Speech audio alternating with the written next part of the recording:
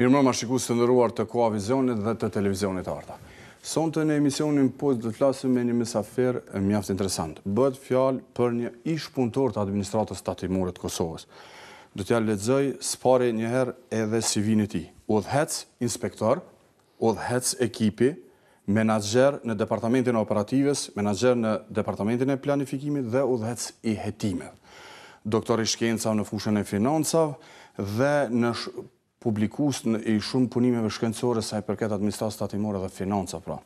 Bëhet fjalë për Remzi Ismajlin, ekspert i ekonomisë. Mirëmbrëma zot Ismajli, faleminderit që gjatë kohët vini në emisionin Puls. Mirëmbrëma dhe faleminderit për ftesën. Zot Ismajli, i tregova disa nga punët që i keni punuar. Jeni një nga themeluesit e administratës tatimore, jeni prej ditëve të para. Administratës tatimore forse po ecë puna mirë. Sidomos kohëve të fundit me problemet, zakonisht e përpara nuk i ka ecë puna mirë. Tashmë që disa muaj ju nuk jeni më në administratën tatimore dhe po ashtu edhe arsyeja është që kur më keni thënë me fajl të dua që t'i tregoj disa realitete se si janë administratë, po më interesojnë kështu. Shkurtimisht roli i administratës prej që ju kur keni filluar. Paraprakisht përshëndes gjithë shikuesit, edhe stafin e juaj të televizionit, duke uruar festën 29 nëntorit që është për koincidencë sonte. 28 nëntorit, gjithashtu ju uroj edhe stafit administratës tatimore dhe gjithë tatimpaguesve që është shumë e rëndësishme.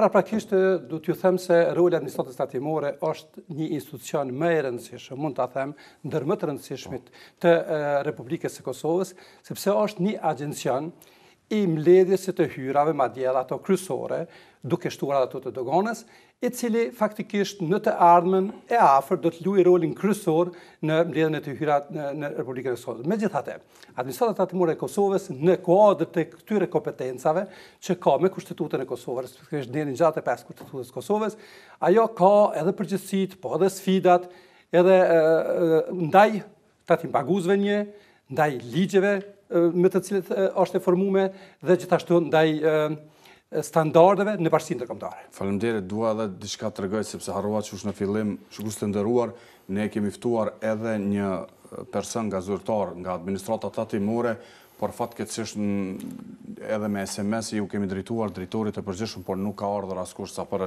të jemi korrekt para publikut që t'i kemi edhe në debat, por ja kemi vetëm profesorin. Kthehemi tek problemet, se mu ma shumë të interesojnë problemet. E pastaj ato, jo reforma, jo ato knej. Profesor, roli dhe përmbushja detyrime, fort nuk jeni ju që i keni përmbush detyrime sa duhet? Në realitet, administrata tatimore duhet bazohet në planin e saj. Plani i saj është realisht mbledhja e hyrave sipas planit parashikuar respektivisht që e bën Ministria e Financave. Megjithatë, si sfida themelore, sfida është e para planit. Megjithatë, mund të them këtu në fillim se planet e të hyrave të tatimit për administratën tatimore janë të ulta. Mund të them të ulta në krahasim me kërkesat, edhe me kërkesat që do t'i ketë tashmë së aja, mirë po edhe kërkesat që i ka vetë shpenzimet e buxhetit të Kosovës, për arsye se ecuria e të hyrave që i ka mbledhur administrata tatimore, kohëve të fundit, domethënë ka ndryshuar shumë pak. Vitin 2011-12, domethënë ka ndryshuar vetëm për 1 milion, 2 milion euro, domethënë ka qenë diferenca e planeve që realizohen, respektivisht administrata tatimore grumbullon tatime në vlerën prej 301 milion, 302 milion në për vite kam fjalën, dhe në vitin e fundit i ka tubuar apo i ka mbledhur 360 milion euro, domethënë vitin e fundit. Kështu që një shumë për 360 milion euro, konform apo krahasu me buxhetin e Kosovës prej 1 miliard e 700.000 euro që ishën këtë vit, respektivisht me 2 miliard e 1 milion euro që parashihet vitin e ardhshëm, është shumë e vogël. Domethënë fillimisht plani. Mirë, po edhe ky plan viteve të fundit ka çaluar. Me përjashtim të vitit të fundit, i cili është realizuar 101%, respektivisht 101.5%. Megjithatë, sfidat themelore që i ka administrata tatimore janë mbledhja e tatimeve, është fiskalizimi, janë lëret e fatit dhe procedura e nisjes së hetimeve. Me qëto janë problemet që po i ndëgjojmë në media, po i shohim është bo problemi kryesor. Ju i përmendet disa nga arritjet, por edhe dobësit. është edhe një dobësi tjetër. Vendimet e jashtëligjshme. para se të kalojmë në për këto departamente. Flasim, shpesh shohim në media i nderuar Ismajli që kemi vendime të ndryshme. Ju deri para 3 muaj keni qëndruar atë. Cilat vendime mirën më shumë të në administratën tatimore dhe e kemi pas edhe javën e kaluar, Këshillin e Pavarur Mbikëqyrë që ka kritikuar punën rreth këtyre vendime. Po, si vendime, kisha me thonë të jashtëligjshme, të cilat zakonisht kanë qenë rutinë në administratën tatimore, është vendimi i menaxhmentit, respektivisht vendimi i drejtarëve. Një prej vendimeve të cilat një farforme që nuk ka përku me ligjit, lidhet edhe me memorandumet që i ka bo me AKP-n, po tjetër vendim që i përget, që është jashtëligjshëm, është po ashtu edhe një vendim i menaxhmentit për njohjen e fakturave të firmave fiktive të atëhershme, që tash është në trend, dhe atë deri në vitin 2010. Kjo ka qenë një lloj i njohjes atyre firmave dhe fakturave të cilat në një farforme edhe administrata tatimore ka ditë që janë të jashtëligjshme dhe ato i ka pranuar. Prandaj, në këtë kontest vetëm mund ta referoj apo mund ta them se edhe kompanitë edhe bizneset nuk kanë pas faj kur një gjë të tillë atëherë është njohur. Dhe kjo është bërë me një vendim të 5 drejtarëve apo 5 menaxherëve kryesorë që në administratën tatimore duke përfshirë drejtorin, ndoshta drejtorin e tashëm që është, sepse kanë qenë varësisht për departamenteve dhe kanë bërë nënshkrime. Evazioni fiskal, por spari problemi i firmave fiktive. Çka nën kupton kjo punë? Doli para disa kohë një kolegi juaj edhe e tregoi një rast mjaft të rëndë për media tjera që në çfarë forme, sa firma janë dhe si kanë funksionuar. Apo na shpjegon këtë farë strukture kriminale që mund ta quajmë. Po problemi i firma fiktive, e po ashtu dhe i faktura fiktive në këtë rast, që janë për qëllime të vëshës, është i njohur. Për administratën tatimore është i njohur me. Mirë, po për publikun nuk është i njohur, prandaj mund ta rezumoj në pika të shkurta një gjë të tillë. Sepse pas luajtjes një herë, dilerat të ndryshëm kanë përfituar nga njerëz të vobekt, dikun me qëllim, dikun pa qëllim, dhe kanë regjistruar firma të cilat faktikisht kanë qenë të ligjshme me letërnjoftimet tyre, respektivisht me dokumente përkatëse në Ministrinë e Tregtisë së Industrisë, që nuk ka qenë shumë e vështirë që të regjistrohen ato firma, dhe pastaj disa prej atyre firmave, respektivisht pronarët atyre firmave, me qëllim kanë shit faktura fiktive.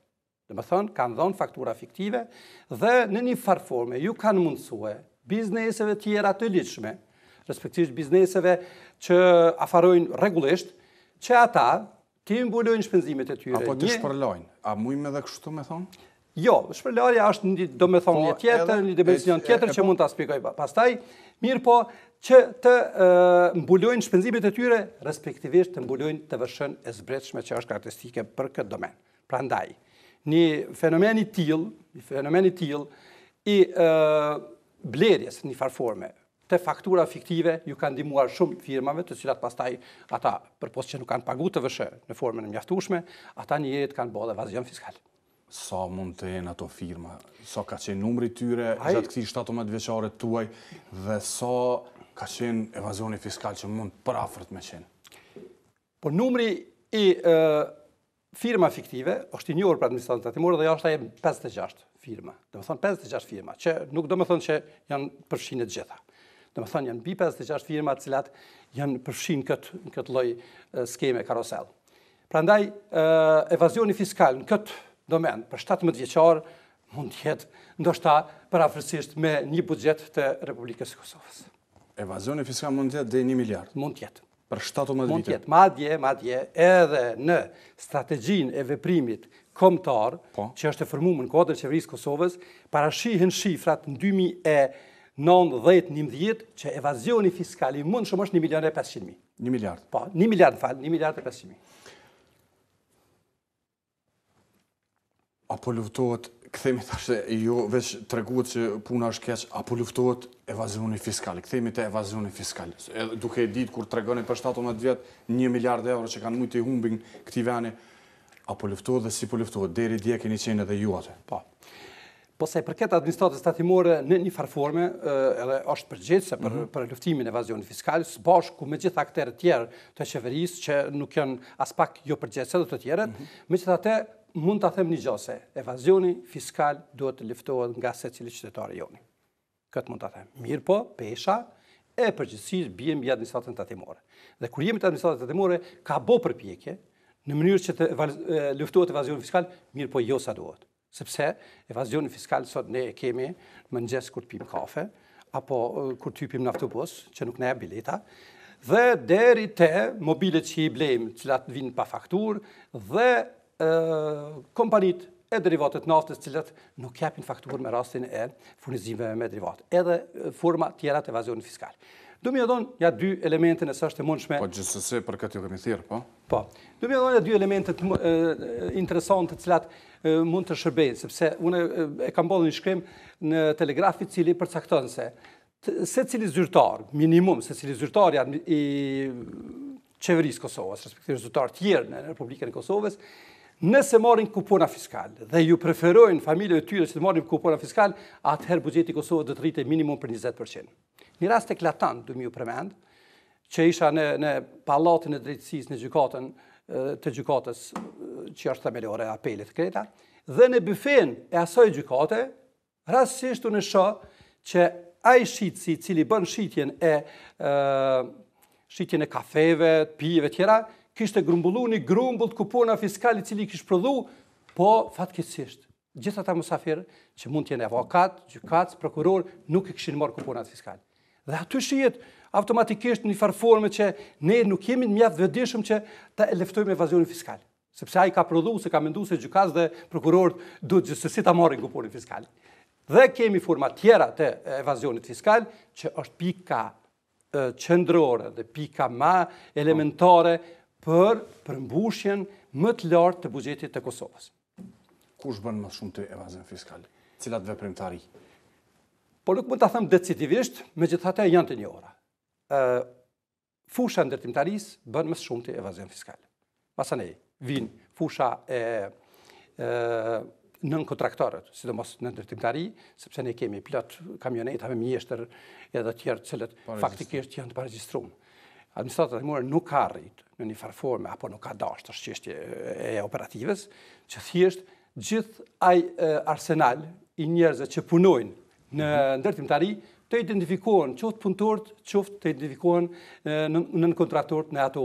Prandaj, ajo shkon varg dhe masanej kur nën kontraktorët marrin apo thjesht japin punë, thjesht marrin para nga puna që e kryen, ata masanej marrin banesa në kompenzim. Dhe ato banesa prapë i shesin dhe prapë shesin pa faktura.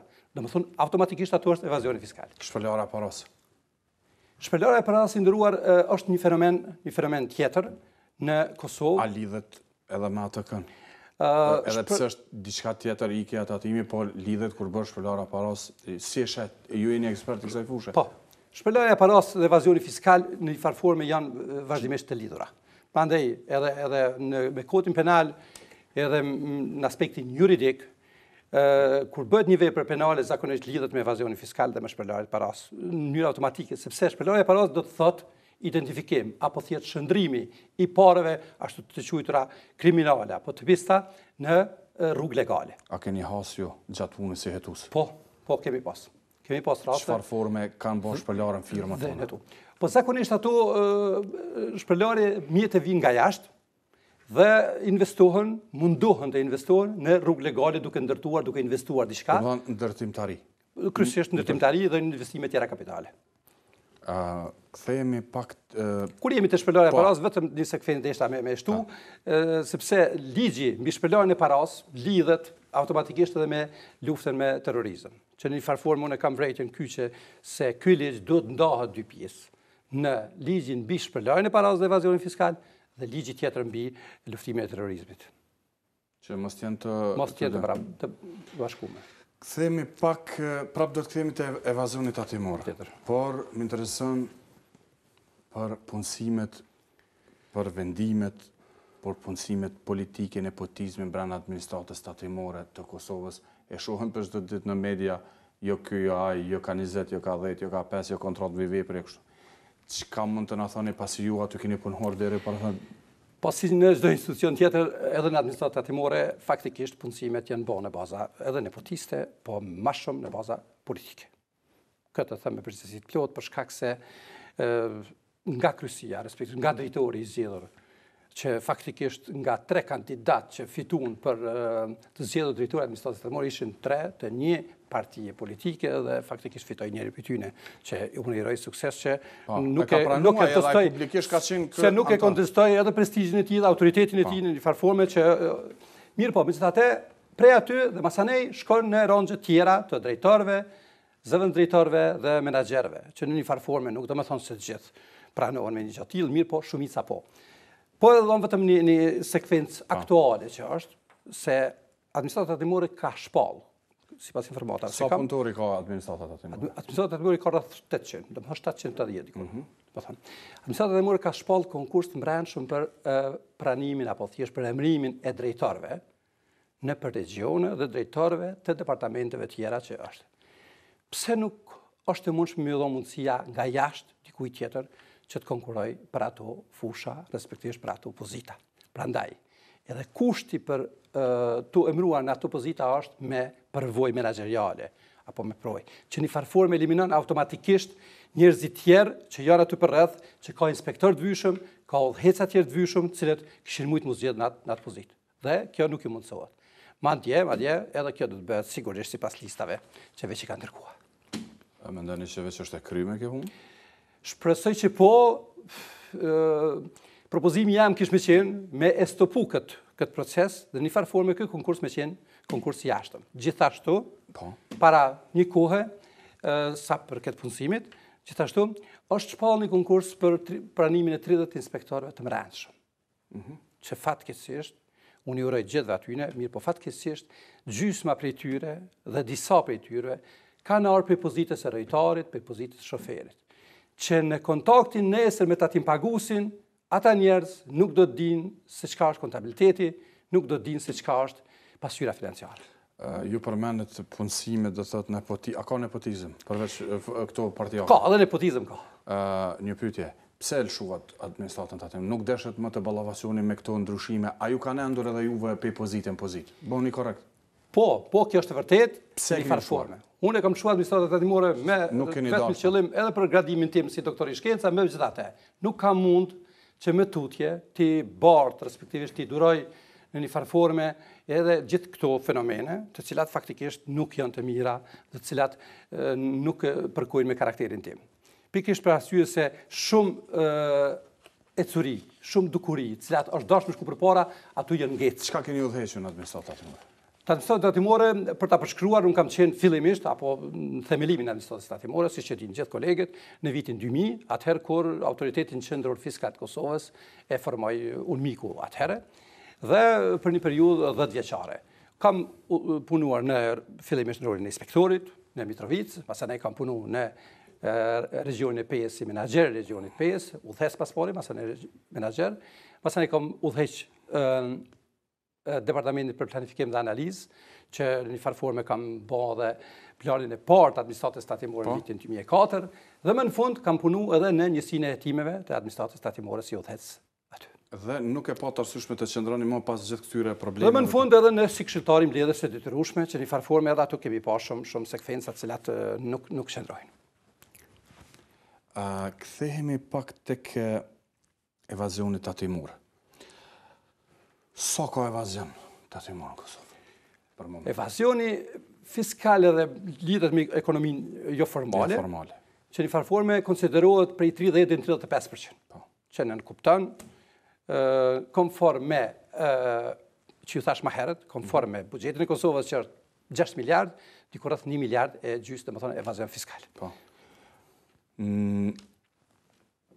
Njësia e përmendet gjërat më me rëndësi, pra DTM-ja që e përmene detyrimet tatim paguzet mëdhaj dhe lojrat e fatit. Njësia e lojrave të fatit, problemet që thatë dëpsit në. Po, që të koncentruam tash të sfidat themelore, respektivisht problemet. Po, qëto probleme? Pjesa e dytë pjesë e dytë. Problemet themelore që janë të lojrat e fatit është se qysh në vitin 2014, kur ishin dhe zgjedhjet lokale, për lojrat e fatit të cilat faktikisht kanë funksionu në Kosovë, është bo një lloj kufizimi, për kufizimi i dhënies së licencave për lojrat e fatit. Çka nuk kupton? Në një segment unë kam thënë se përgjegjësia administratës tatimore është për veprim edhe për mos veprim. Dhe këtu kemi rastin e mos veprimit. Për shkak se, a për shkak negligjencës, apo për shkak menaxher ton, drejtor ton, nuk kanë dhënë leje për licencimin e lojrave të fotit aty ku ju a mund të ligji. Dhe me këtë rast na kemi humbur çdo vit ka 20 milion, prafërsisht 20 milion euro tatime. Dhe esenca qëndron se sipas ligjit përkufizohen ato në hapësirën jashtë larg shkollave, larg institucioneve, dhe për këtë arsye domethënë derisa pse po themi kemi humbur, sepse ato lojra të fotit veç kanë vazhduar me punu. Megjithatë licenca nuk ju kanë dhënë. Dhe vazhdojnë të punojnë në të zezën, mendoni? Ka. Natyrisht ka. Po shumë a pak? Nuk mund ta perceptoj se sa, po megjithatë ka shumë. Fiskalizimi, problemi i tretë. Fiskalizimi si fenomen që ka filluar tek në vitin 2005-2006 është një prej problemeve të cilat faktikisht shkakton mos përmbushjen e tatimeve nga ana e tatim paguese. Te fiskalizimi kemi qalu, apo thjesht administrata tatimore ka qalu, me një problem të vetë.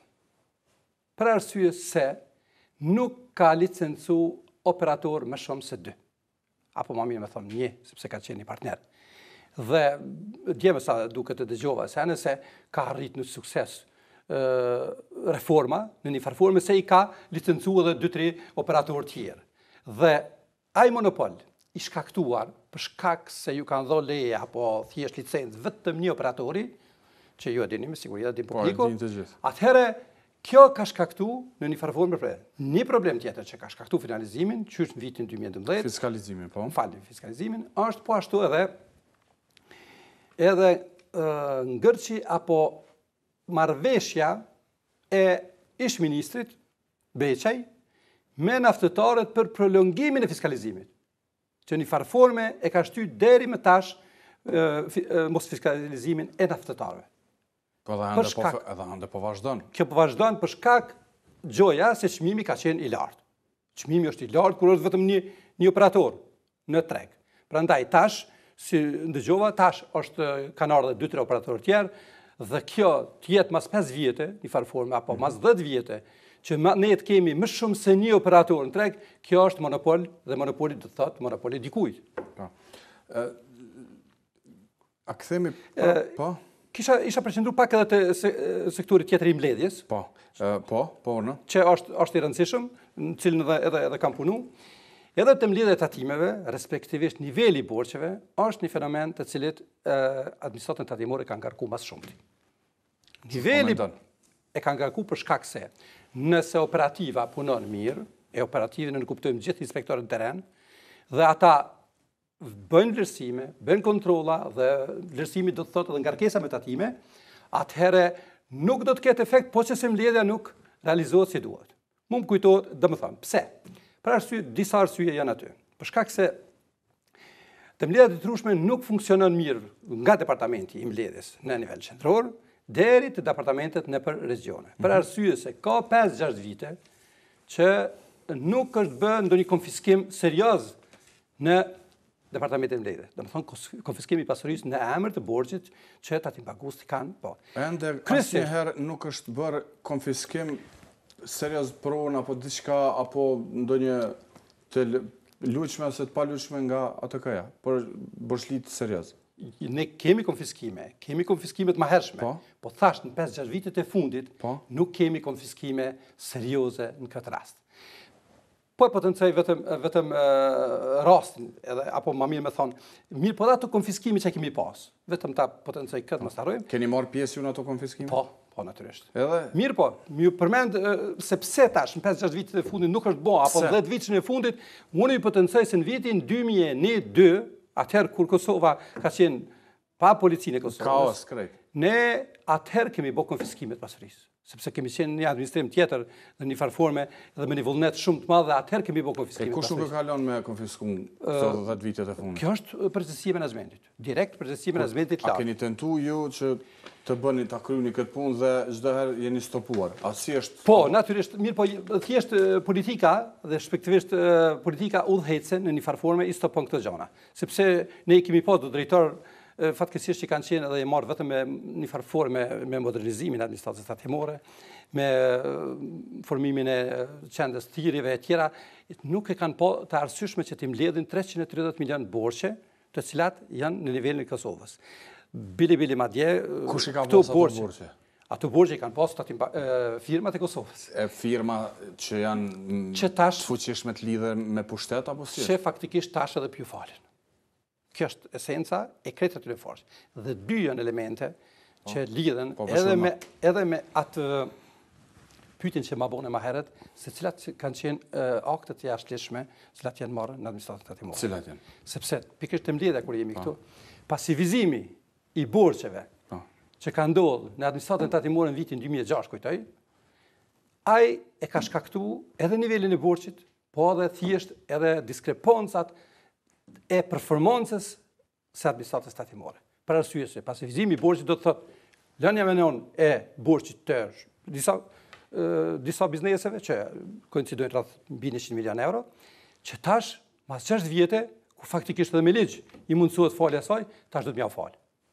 Domethënë, këtu është një veprim i jashtëligjshëm apo një veprim jo adekuat i menaxhmentit që janë faktikisht nënshkruar po ashtu gjithë drejtorët e administratës tatimore. Kur jemi te mbledhja, vetëm në një sekvencë, mos e harroj, ishte se edhe ato mallra të cilat janë konfiskuar nga tatimpaguesit, që sot e 7 vjet janë depo të administratës tatimore, në një farë forme nuk janë shit, po as nuk i kanë thyer tatimpaguesve. Që sipas ligjit thuhet se ato mallra, nëse nuk shiten mbi 2 herë, do t'i kthehen tatimpaguesit. Kur jemi të mbledhja prap, janë 2 sekvenca tjera që janë shumë interesante. Të gjitha do të na thoni, jo 2-3, po të gjitha shkeljet që ndodhen e që nuk. Po thjesht këto janë ecuri të cilat do të përmirësohen. Apo thjesht cilat janë këto 2? Dhe këto 2 sekvenca tjera të mbledhja detyrueshme janë 2. Bara tatimore 1 dhe mbledhja e tatimeve nga thesari.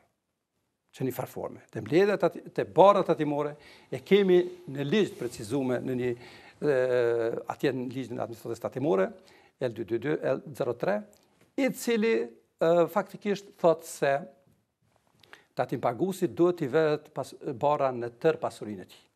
Dhe ne kemi pas raste kur ne i kemi blloku biznesin me 4 milion euro për 20.000 euro obligime. Që një farforme nuk përkon me të drejtat të tatimpaguesit. A ka biznes tjetër që i ka pas 1 milion borxh e nuk e kanë obligu hiç? Do dhe ja. Dhe një element tjetër që e përmena thesarin, është sepse thesari është një institucion po ashtu i rëndësishëm i Republikës Kosovë, i cili mberet me mbikëqyrjen, respektivisht filtrin e të hyrave buxhetore tek operatorët apo prej operatorëve tek prej institucionet tek operatorët. Dhe aty zakonisht bëhet mbledhja e tatimit që një farforme nuk është ligjore as nuk është kushtetuese. Sepse administrata tatimore ka instrumente tjera që pasi ato para të kalojnë bank, ti mbledh dhe ti inkasoj. Shumë gjëra interesante të cilat nuk i kemi nderuar zot Ismajli, shkoj me një blok të marketingut dhe kthehemi në pjesën e dytë. Kam edhe disa gjëra jo së marrë, edhe pastaj kalojmë për reformën. Shkojmë në një blok të marketingu dhe kthehemi prapë në studio ku jemi duke biseduar për problemet në administratën tatimore të Kosovës. Pas në bloku të marketingut kthehemi në studio ku jemi duke biseduar me Remzi Ismajlin, profesorin Remzi Ismajlin, ish menaxher në shumë fusha në brenda administratës tatimore të Kosovës dhe njeriu i cili nuk ka dashur më të qëndrojë në atë pozitë për shkaqe të ndryshme, tashmë edhe veç po shihet në Kosovë se administrata tatimore në çfarë syri është. Kthehemi prap tek njësia e timeve ku ju keni punuar në administratën tatimore të Kosovës, por edhe për këto firmat fantome apo fiktive si quhen. A mund na thoni ende se dini ju ende më shumë se që çka mund na thoni edhe pak para se të kalojmë në pjesë tjera? Po njësia e timeve tatimore dhe vetë atë kjo po shihet se është një kutije e Pandorës. Dhe vërtet gjonat kur grumbullohen edhe dalin në një farforme. Njësia e timeve financiare në administratën tatimore është formuar sipas ligjit në vitin 2010. Dhe është parashikuar që njësia e timeve të jetë një njësi elitare, dhe ta ketë rolin, ashtu që shikon gjitha vendet evropiane, rolin kyç për luftimin e evazionit, shpërlarjes paras dhe krimit ekonomik financiar që ndodh në një vend. Po ashtu, ajo është projektu që ndodh edhe për neve. Fillimisht, ne në njësinë e timeve kemi qenë 4 persona, fillimisht kur është formu, masanej në dhjetor, respektive shtator të vitit 2011, më falë 10, kanë ardhur edhe 12 persona tjerë, 16 persona tjerë dhe për të bashkangjitur edhe 5 tjerë masanej për të kompletuar në 24 persona. Dhe në njësinë e timeve është bo thjesht ky personel është trajnuar në formën më perfekte edhe nga instituti apo thjesht edhe nga qeveria gjermane, edhe nga qeveria amerikane, nga USAID amerikan, apo thjesht. Dhe po ashtu edhe me trajnime shumë profesionale edhe nga gjyqtarët, prokurorët tonë. Dhe policë. Edhe policë, gjithashtu të përfshirë dhe policia. Dhe roli i saj ka qenë, së bashku me gjitha këto institucione tjera, edhe me qendrën për inteligencë financiare, edhe me policinë, po edhe me prokurorin, që të luftoj krimet ekonomike me term shmangja tatimore. Mirë po, vërtet pas përfundimit të trajnimeve dhe pas fillimit të hapave shumë të mirë të parë, në një farforme dikush nuk deshti që kjo njësi të përparej. Thjesht dhe qalimi apo ngecja e zhvillimit kësaj njësie ka ndodhur më njëherë pasi kanë shkuar ndërkombëtarët, pasi kanë shkuar gjermanë. Në vitin 2012. 2012. Unë veç ju përkujtoj disa hapa që janë marrë në atë kohë, që masanedhe. Një hap apo thjesht një veprim, një aksion që është ndërmarrë vitin 2012 për hulumtimin e gjitha importeve me kamion që vinë nga Turqia, aksion i cili ka qenë shumë i suksesshëm, i koordinuar me policinë e Kosovës, e sidomos i koordinuar shumë me doganën e Kosovës, ka pas një sukses të jashtëzakonshëm. Dhe për çudi, mas atij suksesi, në farforme nuk na kanë kthyer me një sy të mirë. Dhe çka ndodh? Dhe thjesht çka ndodh, thjesht ka pësuar edhe transferimi im pastaj në një departament tjetër dhe zvoglimi permanent i asaj njësie në disa inspektor shumë të reduktuar. Pastaj edhe fenomene tjera të cilat kolegu i ka përmend. Murati me mos luftimin, sepse thash veprimi dhe mos veprimin në një fenomen ekonomik do thot shumë. Kthehemi tek niveli i borxheve, falja e tyre, pse falja e borxhet e ndërmarrë shoqërore dhe privatizimi, memorandumi me ATK-n e kanë bërë film këtë punë, duke thonë po ja falem, dolën dështu më duket edhe tek falja, nuk e di çfarë ka ndodhur. Po është edhe ky fenomen shumë interesant, sepse falja e borxheve si një masë preventive, respektivisht sepse qeveria e numëron edhe si reformë fiskale, që një farë formë është absurd, sepse falja e borxheve është një çështje teknike që ka mund të kryhet administrata tatimore, sepse edhe me ligj në një farë formë ju mundsohet që vjetërsimi i borxheve mbi 6 vjet në një farë formë do të thotë falje. Që në administrata tatimore asnjëherë nuk u bën dhe nuk kemi na raste që cilat ju ka fal borxheve pas kalimit apo skadimit të afatit. Ndërsa mas 6 viteve është me ligj që nuk mund të kërkohet. Me ligj është që mas 6 viteve asnjë tatimpaguesi apo borxhliu që ka në administratën tatimore nuk mund të kërkohet që të kthimi borxh, sepse administrata tatimore ka kohë 6 vite që t'i mbledh borxhet në mënyrë të rregullt. Dhe nuk ka ndodhur. Dhe nëse kjo nuk ndodh, faktikisht nuk ka ndodhur. Dhe kur jemi të borxhet faktikisht në një farë formë niveli i borxheve është diku 330 milion apo ka qenë, më mirë me thonë, para aksionit faljes apo masës së faljes. Dhe në një farë formë kjo masë edhe është msheh disa raste, sepse si e pashun edhe në raportet e bankës botërore, domethënë vazhdimisht është deklaruar se borxhet apo niveli i borxheve është 240 milion euro. Ja mendoni se dhe pikërisht tu ka qenë ai pasivizimi i borxheve që në farë forme janë lënë anash dhe nuk janë deklaruar. Dhe ato borxhe tash duhet falen. Dhe është fenomen shumë interesant që tatimbaguesit nuk vinë me i marr parët apo thjesht me u fal borxhet.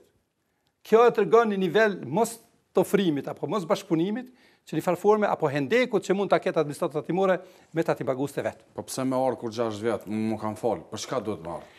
Ja, di pse nuk vjen, sepse duhet me pagu pjesën tjetër. Është vërtet. E ai nuk vjen se ai e din që ti nuk mund jam mbledh më. Është vërtet se masa e faljes borxheve kushtohet me pagesën e pjesës tjetër për vitit 2009. deri në 2014, apo thjesht nëse është në 2014 me faljen e interesave. Kështu që pse me ardhën e me pagu, pasi që pse unë me ardhë faljen e borxhet, pasi kam borxhe edhe tjera? Po mirë, ki borxhe mirë, po me që ta tema sa ne ato borxhe mbesin në evidencën e juaj. Po mbesin gjithsesi, por 6 vjet nëse e kalen, ju nuk keni të drejtë të ma kërkoni më. Po me ligj është ashtu rregulluar. Ndërmarrjet publike, privatizimi, memorandumi me atë kënë. Çka është kjo? Pas ke marrë do pyetje interesante. Po jo, kur është bërë kjo memorandum, aty e merr borxhin atë Okej. Privatizimit, këto gjëra, çka janë të lishme se këtu jo i dini, dhe çka janë pa lishme? Po thjesht ndërmarrja shoqërore, respektivisht borxhi i ndërmarrjes shoqërore nuk përfshihet në faljen e borxheve.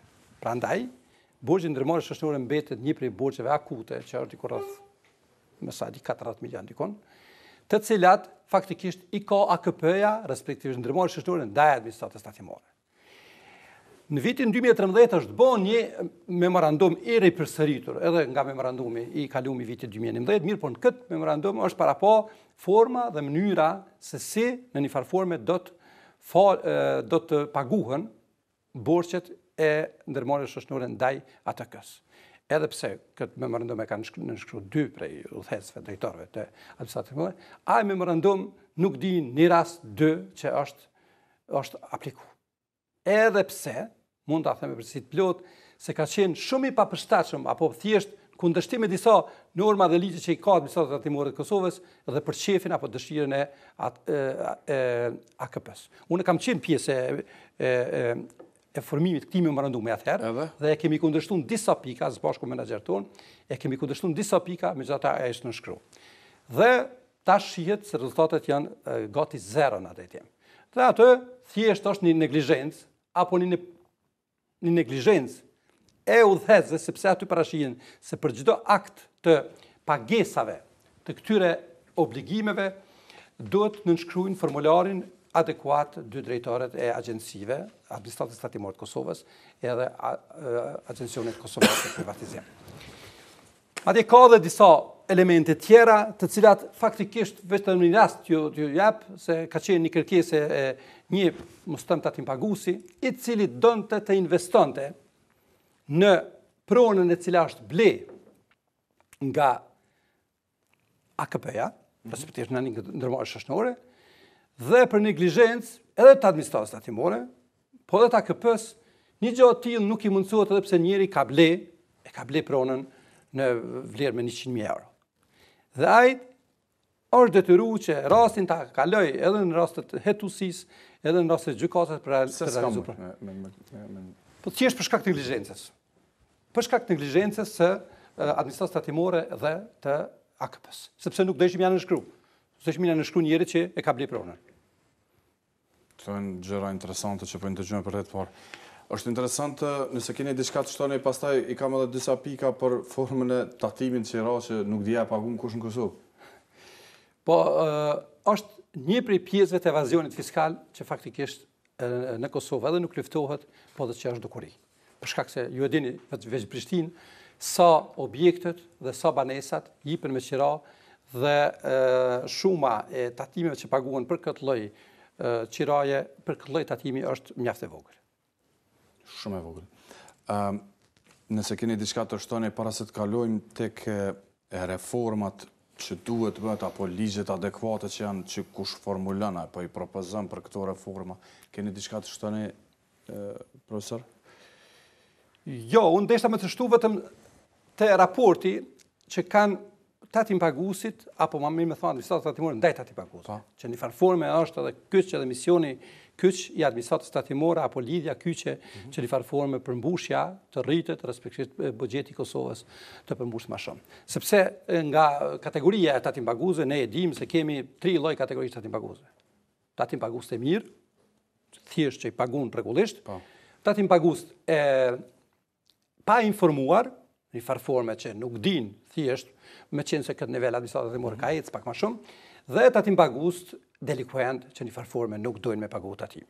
Që në farë forme krejt, kjo formë lidhet edhe lidhet me evazionin fiskal. Mirë po, një element shumë i rëndësishëm është që administrata tatimore, respektivisht sistemi tatimor, do ta ketë lidhjen e ngushtë me tatim-pagues në mënyrë që thjesht pastaj në reforma mund të japë edhe Po cilat janë ato departamentet më problematike pra, që nuk po bëhen këto fargjona? Cilat janë departamentet më problematike brenda ATK-s? Ju thash pak më herët, mbledhja është edhe operativa, në farë forme që faktikisht është kontakti i parë me tatim-pagues, derisa mund ta komplementoj departamentin e edukimit edhe modernizimit i cili në farë forme ju ka mundësu tatim-paguesve që thjesht ta bëjnë deklarimin elektronik prej shtëpie dhe deklarimin që është një farë rezultati më i mirë në farë forme që e ka administrata tatimore. Megjithatë, prap ka krijuar një hendek të ndarjes së tatim-paguesve me zyrtarët e administratës tatimore apo edhe me. Dhe këtu esenca është te operativa, te luftimi i dukurive apo thjesht tatimi apo tatuarja vetëm për bizneset që janë legale. Ndërsa për bizneset që janë ilegale, aty kemi shumë të vështirë apo thjesht është shumë e vështirë që të depërtohet. Pse? Sepse njerëzit me dashje apo pa dashje nuk gjinen, shumicën e rasteve nuk gjinen apo thjesht edhe neglizhohen. Nga administrata tatimore. Normal. E kemi një administratë tatimore që me vite kur i kam pas zërtarët e kësaj kanë thënë se po bëhen reforma, po bëhen ju e dini mirë, 17 pune, a ka reforma dhe është duke shku me kohën dhe si është gjendja në administratën tatimore? Reformat në administratën tatimore, respektivisht në politikën fiskale, faktikisht janë të cekta. Pse mund ta them të cekta? Sepse nuk janë shoqëruar me një studim të mirëfillt, qoftë edhe shkencor apo edhe me studim praktik. Një ndër reformat që kohëve të fundit janë bërë në sistemi fiskal dhe administratën tatimore përmendet për shembull falja e borxheve, një për reforme, ndryshimi në TVSH që është bërë 18 dhe 8 që në farë forme nuk ka kriju kushte apo nuk ka kriju thjesht shtim të buxhetit, për shkak se shtimin e buxhetit ka bërë vetëm një prej pikave të reformës që në farë forme ka qenë propozimi im më herët, mbledhja e kuponeve fiskal nga qytetarët. Ky është efekti ndoshta më i madh që e ka bërë rritjen e borxhit. Përndryshe, edhe për shkallëzimin e TVSH-s nuk e ka bërë një përndryshe si reformë tjetër merret apo thjesht që i referohen është edhe shtimi i operatorëve ekonomik për arka fiskale në një farë forme, që thjesht janë reforma shumë të ulta.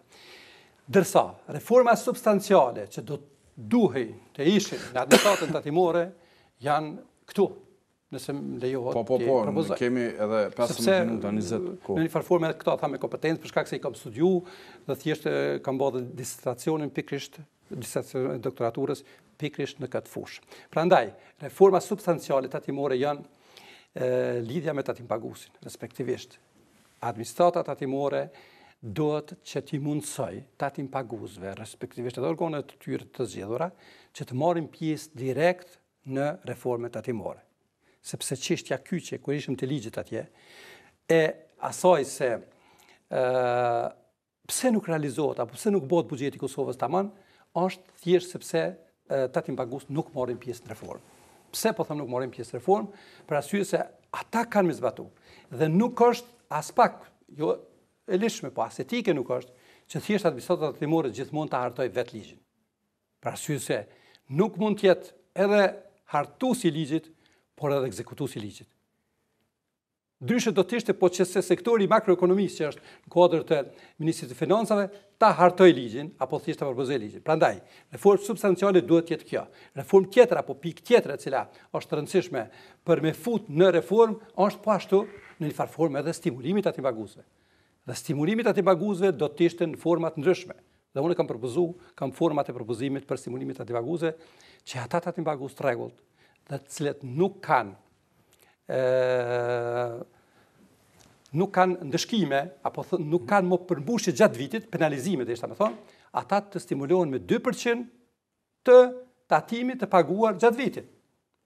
Apo thjesht, tatim-pagues të mirë dhe me performancë pa penalizime gjatë një viti, ata duhet të kishin favore dhe në të ndërë të ndryshëm cilët të marrin qeverisë, me favore relative.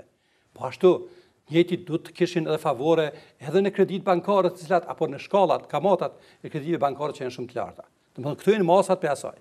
Një prej reformave që duhet bëhet në administratën tatimore është edhe një element shumë i rëndësishëm. Për shembull, Futja e tatimit në shitblerjet palishmërisë, që në Kosovë është mistike, që në Kosovë faktikisht nuk e përdor askush. Sa pronat janë shit, janë blehen dhe shitën deri sot dhe tatimi në palishmëri nuk aplikohet. Kështu që është një burim. A është ligji, a ekziston? Nuk ekziston. Domethënë nuk ekziston. A është në vende tjera? Po, natyrisht. Natyrisht është. Do të thotë edhe në regjion, po. Kjo kishte me qenë në një farforme, ndoshta edhe arma kryesore që buxheti i Kosovës automatikisht rritet 2 miliardë gjys, ndoshta edhe 3. Edhe tatime tjera eventuale në pjesë tjera të shitje. Doni të thoni se këtu mungon, a jemi vetëmi vend që i mungon kjo? Faktikisht në rajon jemi vetëmi vend që i mungon. A nuk i ka rënë men juve hiç për këtë punë apo? Jo, ne kemi propozu. Edhe? Jo, ne jemi real, une i kam propozu edhe menaxhmentit tim, edhe i kam propozu gjitha këto norma fiskale, respektivisht këto, mirë po nuk i kanë marrë parasysh. Thjesht edhe me rastin e doktoratës sime, unë informova ata dhe thash se kam doktoruar në sistemin tatimor dhe perspektivën e saj. Ata fatmirësisht ma urun, po masane nuk e lëpen matutje. Po mirë, a ke propozu para kësaj pune që të futet në ligj? Pikrisht në procedurën kur ka qenë në masat i vetmi kuponat fiskal. Pse mendon se nuk është bërë? Sepse nuk dojnë njerëzit, thjesht nuk dojnë njerëzit që reformat bëhen në bazë të fakteve, në bazë hulumtimeve shkencore dhe në bazë të përvojave më të mira. Edhe pse prap mund ta lidhni një gjë, edhe pse ligjet e administratës tatimore, sidomos ligji të TVSH-s dhe disa ligje tjera janë konform të konventeve së Bashkimit Evropian, sepse shumica janë në një farforme copy-paste, mirë po thjesht janë konform të Bashkimit Evropian. Bile masamat ne edhe gjermant na theshin se ju e keni ligjin më të mirë të TVSH-s për shembull se sa të tjerët. Mirë po. Ligji të TVSH-s joni duhet të jetë konform me mentalitetin, me mundësinë, fuqinë, forcën e tatimpaguesve tanë. Edhe një herë, mbledhja e borxheve përmes thesarit thoni se është e palishme. Kjo po e potencova dhe po këta kemi potencuar disa herë edhe me udhëheqësit e thesarit, sepse ata përpos që janë ngarkum, është një padrejtë që i bëhet tatimpaguesve dhe operatorëve që me rastin e transferit të mjetëve në emër të kryerjes punëve tyre ju ndalet tatimi. Dhe reforma ju i përmendet disa gjëra që duhet bëhen dhe nuk janë bërë, këto që i përmendet sonte për herë të parë, pra administrata tatimore ka mbetur aty ku është sot. Faktikisht me vetë nivelin e realizimit, që është 330 milion dhe 350 milion euro, në një farforme, me një përqindje që përbjen 20%, as disa përbjen nivel buxhetit Kosovës, apo edhe ma pak në një farforme, nuk është zhvillu në statin që duhet më zhvillu. Edhe diçka të ishta mjë përmend, pikrisht për shkak të kërkesave të MSA-s që i ka tani Kosova. Si është raporti i progresit? Çka thot raporti i progresit për administratën tatimore ky i fundit? Raporti i progresit për administratën tatimore thot se janë disa përmirësime dhe përmirësimet janë kryesisht në modernizimin e administratës tatimore. Sepse tash kompjuterizmi dhe informatika kanë zhvilluar. Çka tjetër? Çka thot tjetër? Nuk e di. Jo, aty thot që edhe ka probleme politike. Natyrisht janë të identifikuar me siguri. Sa është përqindja e evazionit fiskal apo ikjes së tatimit për qytetarët në regjion dhe tek ne? Cili është dallimi me regjion? Po shkojmë me Evropë se bëmi horë krejt. Por sa është tek ne dhe sa është me regionin? Serbi, Malzi, Shqipëri, Maqedoni? Përqindja e evazionit fiskal është më e madhe në Shqipëri, po mendoj më e vogël se te na. Mirë po është diku rreth 25%, ndërsa në Serbi evazioni fiskal është 10%. Në Bullgari diku evazioni fiskal është 8%. Domethënë kështu që ne jemi me evazion fiskal në një masë më të madhe se sa vendet. Domethënë diku 30%? Po. Ne jemi 30 deri 35%. Për fund, pasi biseduam për shumë gjëra, pra edhe për rolin e administratës tatimore, por i treguat edhe disa gjëra shumë interesante për herë të parë. edhe mënyrën se keni lëshuar administratën tatimore, kemi edhe nivelin e kontrollit dhe vlerësimeve tatimore. Kjo është një prej domeneve, apo thjesht një prej pjesëve të departamentit operatives, që një farforme bëhet nga ona e inspektorëve në teren.